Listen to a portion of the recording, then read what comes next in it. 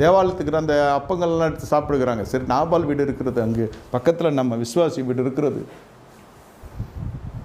ஒரு ஊழியக்கார் நம்ம எவ்வளோ செஞ்சுருக்கோம், மந்தை என்று இப்படி பெருகி இருக்கிறது, செழிப்பாக இருக்கிறான், நம்மளுடைய செய்கை எப்படியாக இருக்கிறது, அவன் மறந்திருக்க மாட்டான் என்று ஒரு நல்ல எண்ணத்திலிருந்து அபிஷேகம் பண்ணப்பட்ட ஆட்களை விட்டு அனுப்பினா, இவன் தாவீது அந்த சேவகர்களை தூஷிக்கல, அனுப்பப்பட்ட தாவீதையை சேர்த்து தூஷிக்கிறான்.